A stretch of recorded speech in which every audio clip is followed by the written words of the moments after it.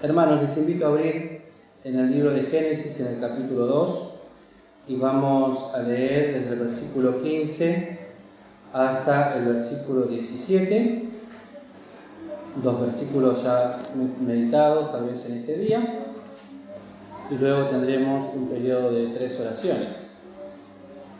Dice así el versículo 15. Tomó pues Jehová Dios al hombre y le puso en el huerto de Edén para que lo labrara y lo guardase. Y mandó Jehová Dios al hombre diciendo: de todo árbol del huerto comerás, mas del árbol de ciencia del bien y del mal no comerás de él, porque el día que de él comieres morirás. Vamos a leer hasta aquí por ahora. Bien, hermanos, en esta semana hemos estado meditando a través de las lecturas diarias que se van enviando este tema que nos va a llevar por este año, que realmente son temas largos para tomarlos de forma individual. Son temas que cada uno, como hablaba esta tarde con Noemí, cada uno de los puntos sería para una meditación en particular. Y leyendo un poquito de este tema, una de las cosas que me llamó la atención es que cuando Dios le habla al hombre, en este momento, como hemos leído aquí en Génesis 2, esta mañana comentábamos con los adolescentes que uno no puede medir la eternidad por cuanto nuestra mente es pequeña, pero en algún punto de la eternidad de Dios creó, hizo la creación, y en algún momento en los tiempos de Dios le habló al hombre y le enseñó, y hablaba la lección del día de hoy cuando Dios habla al hombre inocente. Y siempre la verdad es que, y ahora les hago la pregunta a ustedes, cuando habla de la palabra inocente, ¿qué primero les viene a la mente? Sin culpa. ¿Y qué más? ¿Qué abarca? ¿Qué sería la palabra inocente? Limpio. ¿Qué más? Santo. Muy bien. Los bebés que no tienen conciencia. Muy bien.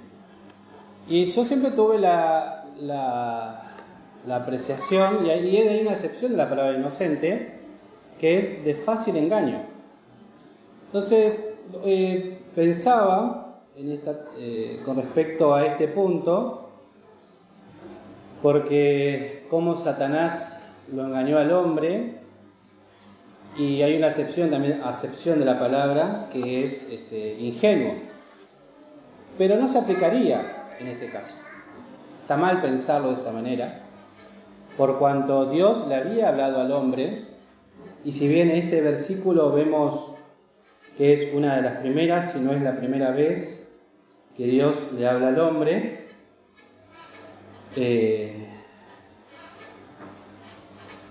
Dios le enseñó, y hay un versículo muy claro en Deuteronomio 29, que no hace falta que lo busquen, que dice: las cosas secretas pertenecen a Jehová nuestro Dios, mas las reveladas son para nosotros, para nuestros hijos, por siempre, para que cumplamos todas las palabras de esta ley.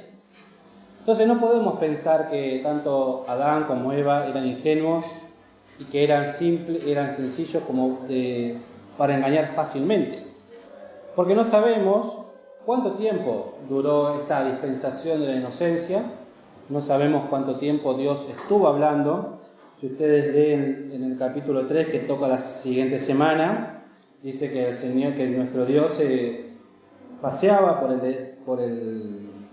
Edén, y había una íntima conexión, una íntima comunión espiritual en el cual conversaban, y no sabemos realmente cuáles son las cosas, pero sí sabemos que Dios le dio mandamientos muy particulares, y Adán particularmente no era un hombre de poca sabiduría, porque si uno se pone, yo no sé hoy cuántos animales hay en el mundo, pero le puso nombre a cada uno. Quiere decir que conocía, era un hombre sabio, era un hombre que Dios le había dado ese don y esa particularidad de nombrar por primera vez todas las cosas. Entonces, no era un hombre de fácil, como podemos decirlo, como dijimos, ¿no? Para engañar fácilmente. Como se suele decir ese dicho, es como es como sacarle un caramelo a un niño, ¿sí? O sea, engañándolo de una manera.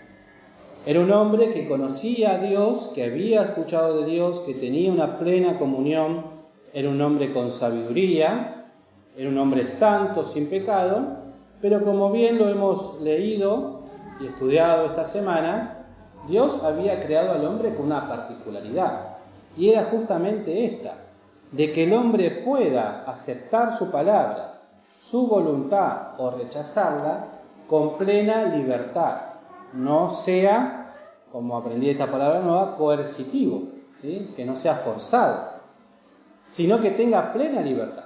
Hizo seres plenamente libres, con la capacidad de elegir, y eso llevó justamente a que cuando Dios permite que la mujer, que también, y yo eso lo creo totalmente, fue bien adoctrinada por su marido, que conocía la voluntad de Dios, conocía lo que tenía que hacer, se deja engañar por la serpiente, que eso toca para la semana que no es el tema de hoy, lo hacían en plena conciencia, sabiendo lo que hacían y sabiendo lo que tenían y lo que estaban desobedeciendo. Entonces, la realidad, queridos, es que cuando Adán estaba en esta situación, pensaba, ¿no?, que es como cuando el Señor nos habla de una de otra manera y nos habla constantemente a través de nuestra vida. Llega un momento que nos tiene que poner a prueba, a ver si entendimos lo que hemos escuchado, si entendimos lo que hemos recibido, si entendimos su voz, su palabra. Y con respecto a esto, hoy a la mañana conversábamos con los chicos y yo les hacía una pregunta, ¿no?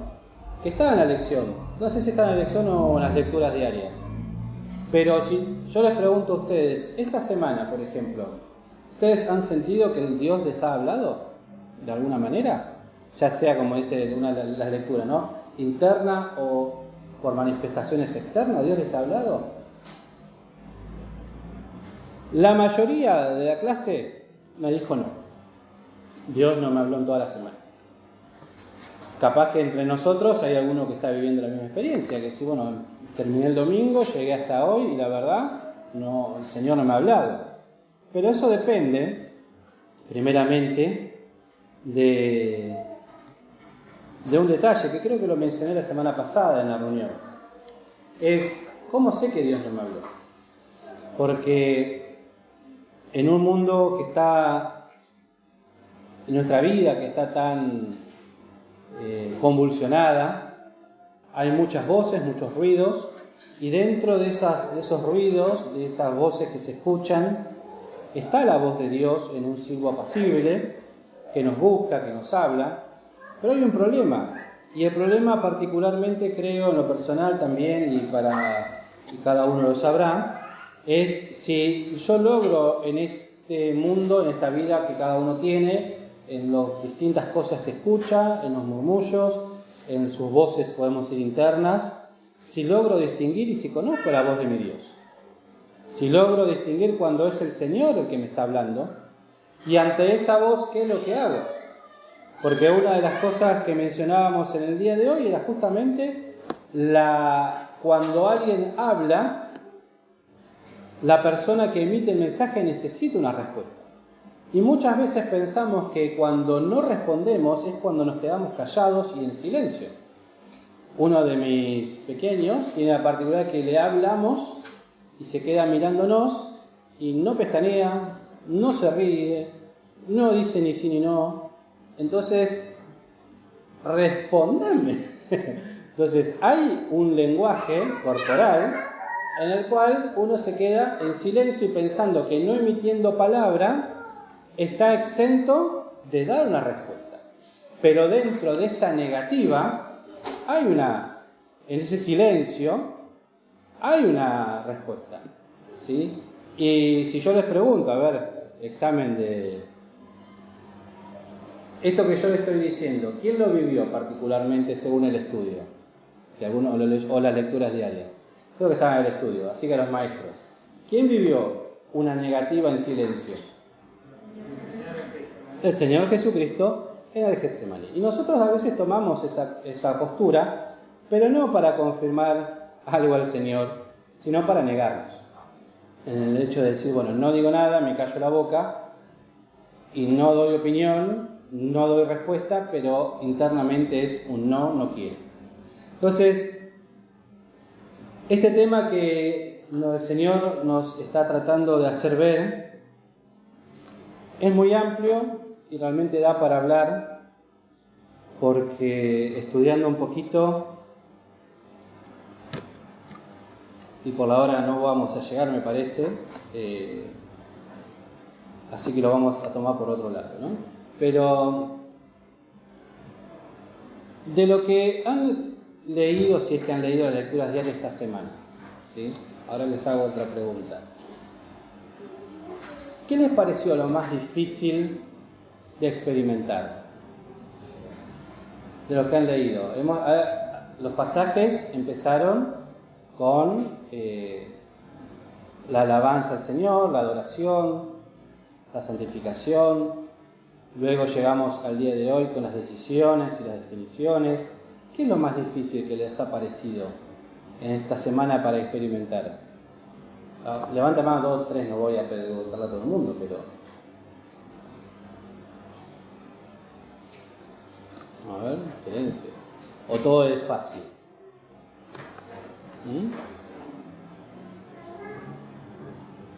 Para mí, en lo personal, lo más difícil es aprender a alabar al Señor. Es una de las cosas, creo, en mi vida personal que más me cuesta. ¿Por qué? Porque alabar al Señor no es sentarse y cantar, elevar que se vea, sino que es justamente aprender a callar el alma, que es la parte que más se moviliza de nosotros. Y cuando el Señor nos habla y a través de su palabra, lo que busca es que aprendamos realmente a alabar su nombre, a presentarnos delante de Él, y que todo lo que digamos o hagamos sea presidido, ¿sería?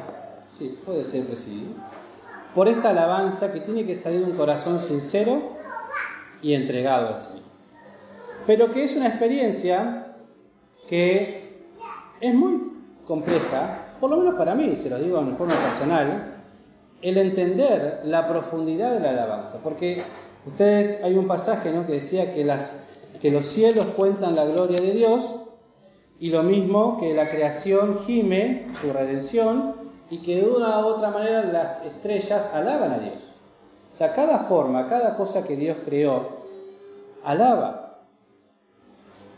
Y uno puede decir, ¿cómo algo inanimado puede alabar a Dios? Entonces, cuanto más en nuestra experiencia personal es esta alabanza que el Señor quiere que cada uno de nosotros pueda aprender a hacerlo desde lo profundo del corazón.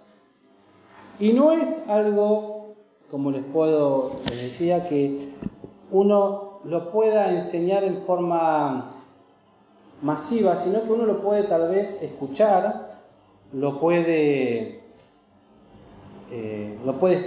estudiar, pero es algo muy íntimo, porque cada uno tiene que aprender al tiempo que el Señor le permite el poder alabar a Dios. Y eso me quedó a mí esta semana también entre tantas cosas, ¿sí? Por ejemplo, fíjense, ¿no? Vamos a leer un versículo en el Salmo 19.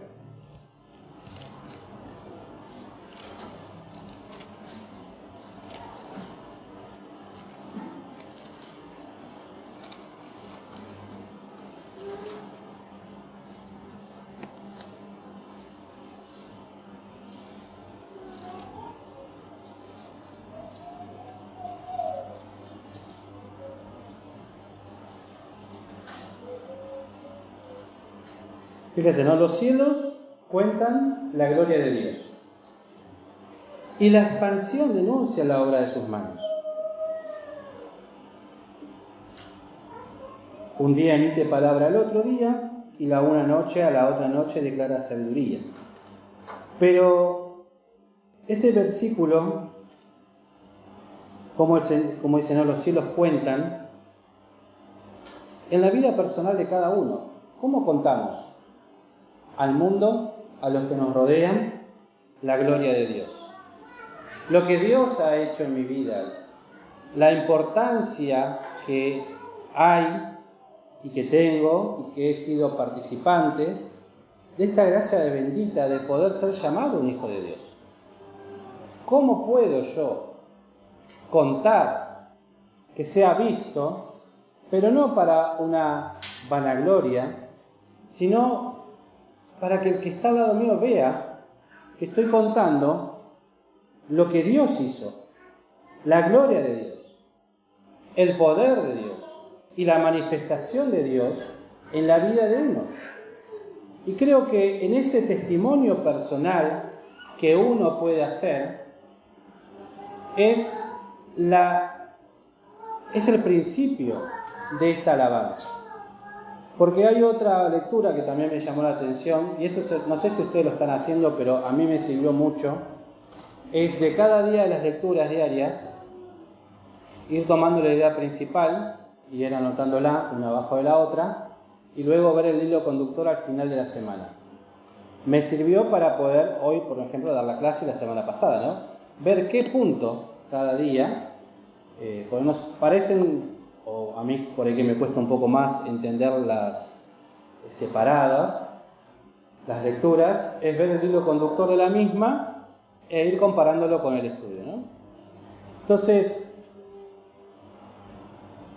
en esta gloria y en esto que uno tiene que dar testimonio, también nos encontramos con la realidad de que Dios, a medida que uno va dando testimonio, quiere hacer grandes cosas en nuestra vida. Grandes cosas. Y una lectura, ¿no?, que me llamó la atención también esta semana es justamente esto, que muchas veces esperamos cosas de Dios, pero no esperamos tremendas cosas en nuestra vida de parte de Dios. Esperamos, pero no mucho. ¿Qué es lo que esperamos? Lo que nuestra mente pequeña, nuestro entendimiento puede esperar, pero no esperamos que Dios se manifieste de una manera buena, de bendición, y que, como dice, ¿no?, en el Salmo, con tremendas cosas en justicia nos responderás tú, oh Dios de nuestra salud. El Señor es el Dios de nuestra salud. Y decir Dios de nuestra salud es justamente que es el que nos sana, el que nos da vida, el que nos sostiene, el que nos da la vida espiritual, el que nos sana de nuestras dolencias. Pero a veces esperamos cosas pequeñas. Lo cotidiano, lo rutinario, lo poquito que tal vez en nuestra mente necesito, y oramos por esas pequeñas cosas temporales, o nos encerramos en nuestras necesidades y pensamos, bueno, yo tengo este problema y le pido al Señor que me ayude con esto, y Señor, esto no se soluciona, y sigo con este tema y lo mismo y vuelvo. Y ahí me doy cuenta que en realidad me estoy perdiendo toda la grandeza del Señor. ¿Por qué? Porque pienso en mí mismo. Y si vemos estos puntos, el Señor ¿a qué nos llama? A dar testimonio. Que los cielos cuentan, que yo cuente cuán grandes cosas el Señor puede hacer por mí. Y estas grandes cosas que el Señor quiere hacer por mí, no las creo. ¿Por qué? Porque muchas veces nos quejamos o decimos, bueno, peco delante del Señor, soy un hombre pecador, pero ¿el pecado dónde comienza? ¿En qué momento comienza? Se los cambio un poquito porque por ahí es muy amplia la respuesta, ¿no? Pero el pecado comienza cuando uno pone en duda la palabra de Dios. El principio de la caída del hombre fue la duda. Dudar de lo que Dios dijo. Dudar de lo que el Señor me prometió. Y si el Señor me ha prometido, como ya lo hemos estudiado, ¿sí? En el campamento, ¿no? Ese texto que nos decía, sin mí nada podéis hacer. Bueno, todo lo que el Señor me promete o me quiere dar, lo puedo hacer en Cristo. Pero cuando yo lo pongo en duda, ahí empieza mi declive, mi caída.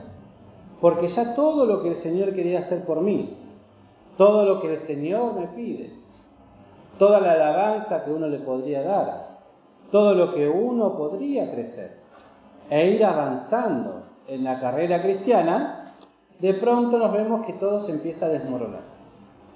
Que nada funciona como había esperado, que las experiencias que pensé que las tenía ganadas las tengo perdidas, de que me siento totalmente agobiado y atormentado de las distintas cuestiones de la vida que a uno le rodea, pierdo el objetivo, pierdo la visión, hacia dónde tengo que ir, y esas grandes cosas, tremendas cosas que el Señor quería hacer por mí, de pronto se vuelven en la nada misma, porque el Señor no puede actuar. Nuestro Señor nos habla y nos cuenta que todo lo que Él hizo, y eso me llamó mucho la atención también, todo lo que Dios hizo es bueno y perfecto, y todo lo que Dios hizo cuenta con todos los atributos de Dios. Yo me anoté ahí y no los busqué, no hice a tiempo. Pero, ¿cuáles son todos los atributos de Dios? Con lo cual la creación está hecha, y con lo cual todo lo que Dios ha hecho están todas de la misma manera, ¿cómo podemos decir? Las mismas cantidades, ¿podemos decir así? Proporcional. Ahí está, gracias. Todo lo que Dios ha hecho es perfecto. Nos ha hecho perfecto. Pero ahora, ante esta realidad de que somos pecadores, que el cuerpo de pecado se manifiesta en nuestra vida, el Señor nos propone ahora una nueva forma, y es la que está en 1 Corintios, por ejemplo.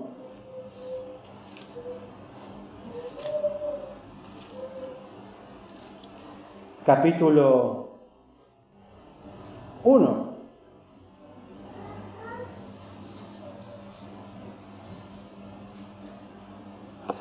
Versículo 18.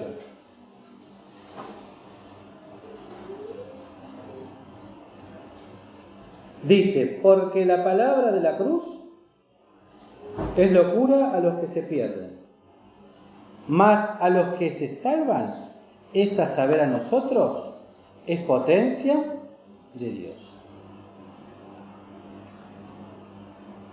No podemos entrar en el tema, como les decía, que había estudiado para el día de hoy particularmente, pero cuando habla de la palabra de la cruz, y más abajo dice, por ejemplo, en el versículo 23, mas nosotros predicamos a Jesucristo crucificado, no habla de la cruz material, no habla de la cruz física.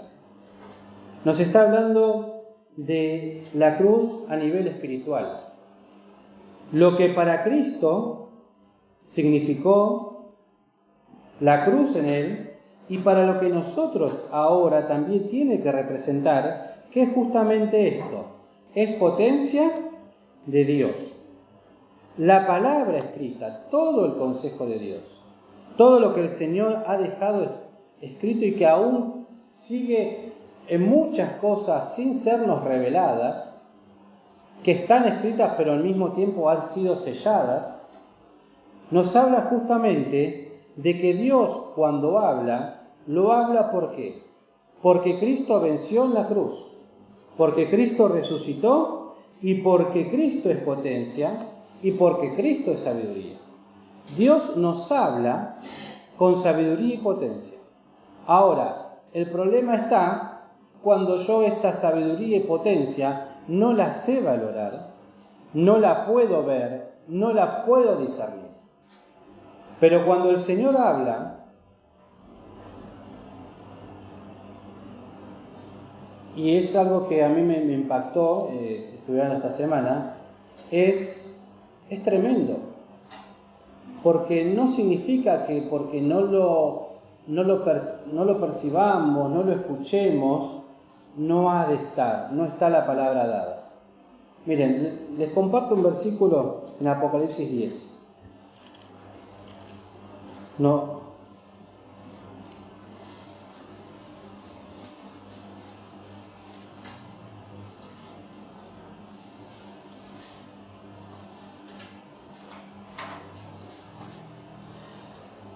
Vamos a leer del 1